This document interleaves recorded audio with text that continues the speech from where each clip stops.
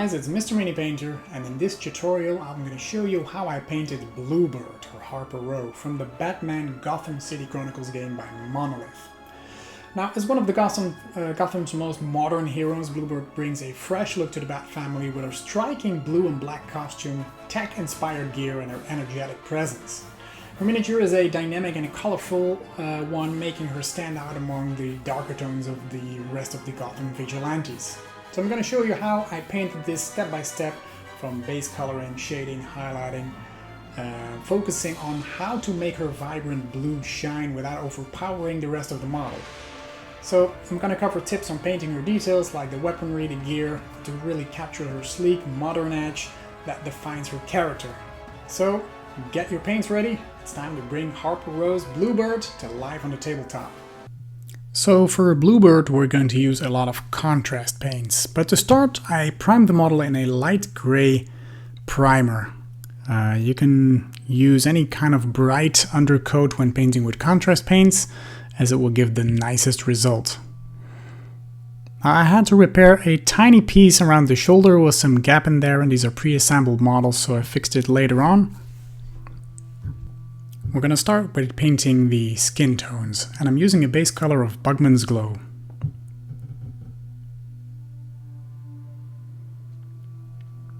The skin is on the underarms, part of the head of course.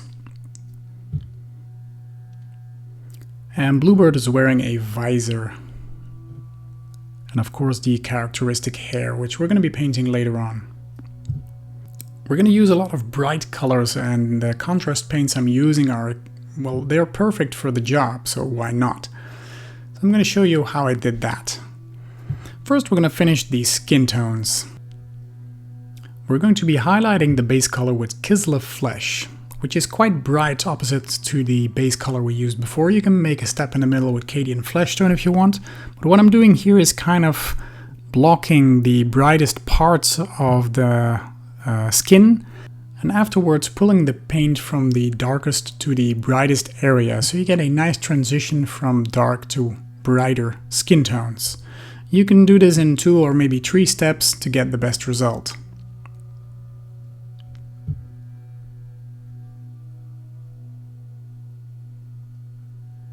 After that, your skin is done, and we're going to continue on the hair with Volupus Pink, which is my first contrast paint for this model.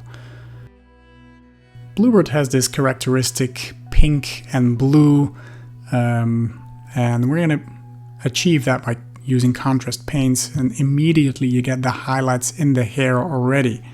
So it's a perfect paint job, no extra work needed here.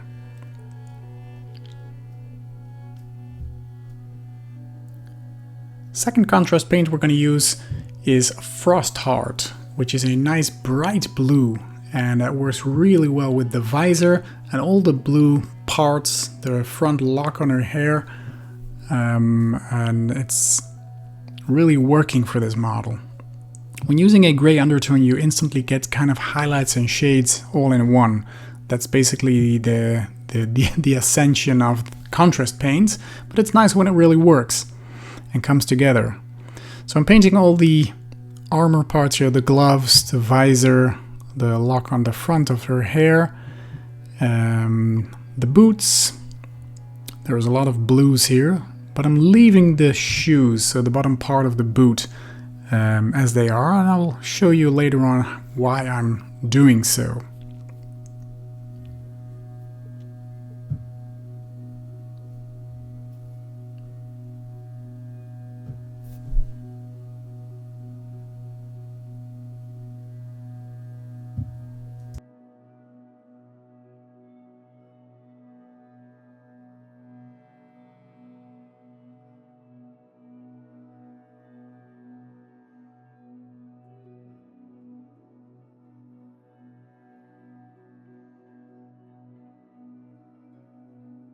Our third contrast paint is Black Legion, which is a nice dark black. We're going to apply it to most of the body, leaving the straps around her leg white if you can, or light gray in my case.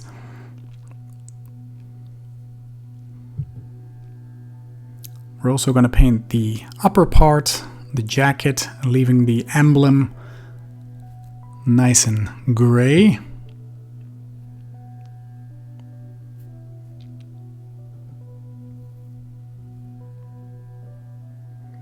Once this is done, we got a nice coverage.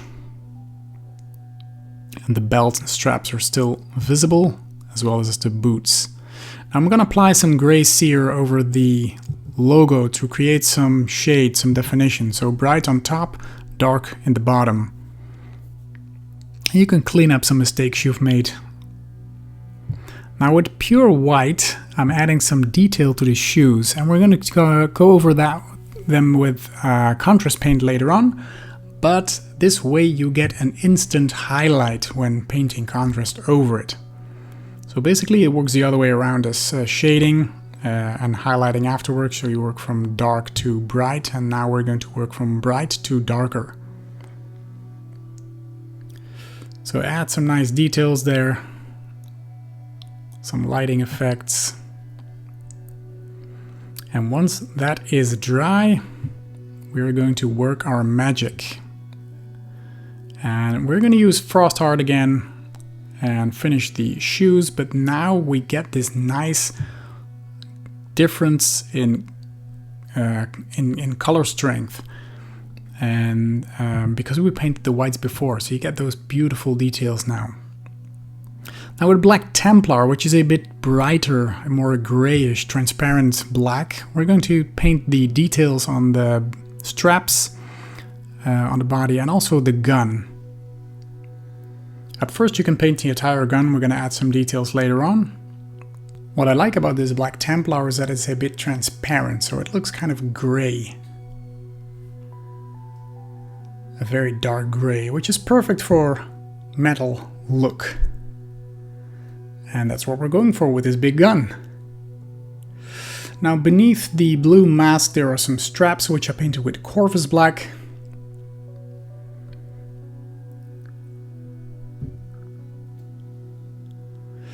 We're going to be highlighting all the blacks with some Mechanicus Standard Gray, only if needed, because the contrast paint is kind of a shade and highlight in its own, but if you want to accentuate some parts or make it the contrast bigger, then you can use this Mechanicus Standard Gray as a nice highlight. It's very subtle.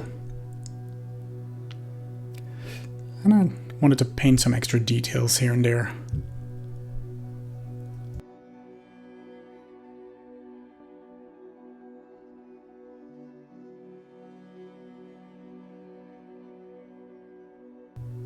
Now to contribute to the overall blue hue, I'm dry brushing some Dark Reaper on the gun,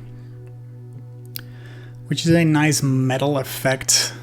Gives it a kind of blue glow, as if it were metal reflection of some sort. It really works very nice. And now we're going to paint some extra details in here. First we're going to use gray sear to brighten up the inner part of the gun where a beam of energy is going to come out, because we're going to add some contrast paint over it later on. I'm going to do the same on the sides here to create some light effects. To do so, we're going to start bright. Now if you have an airbrush, you can get some nice glow around it as well, or maybe use a dry brush if you want. I stuck to this for this miniature.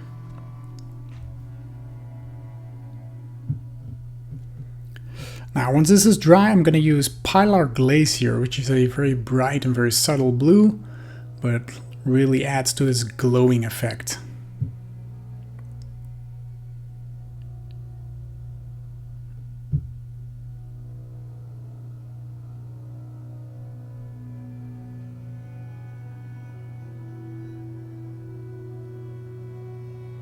Now this is a delicate job. If you use too much paint, you kind of make it too dark. If you go too bright, it's too thin, and then you have to do several layers. So it's kind of figuring out what's the perfect ratio.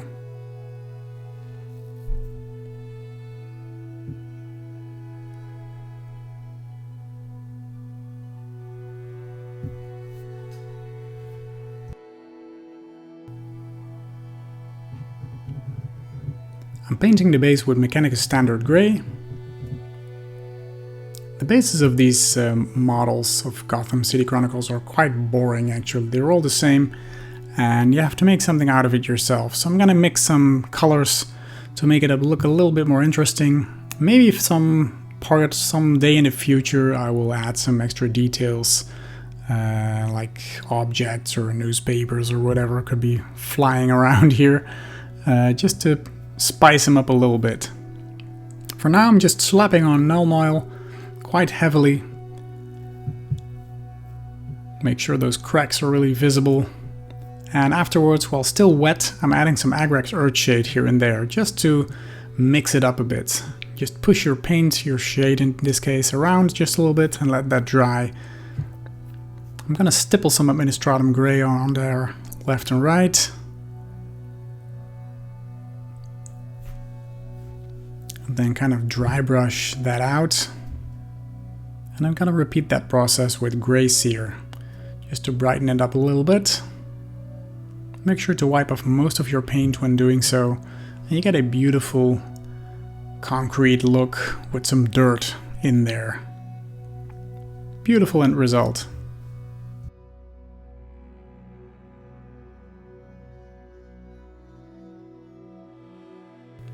And there's our finished BlueBird, painted with mostly contrast paint but looking awesome.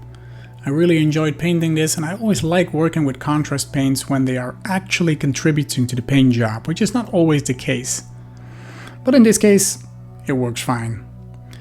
So I hope this video was of any help to you guys, and if it was, please leave a comment below and follow me on my YouTube page and my Patreon page. I'd love to hear from you, and your support is really appreciated, so thank you in advance. For now, thank you so much for watching, and I hope to see you in one of my next videos. Bye bye!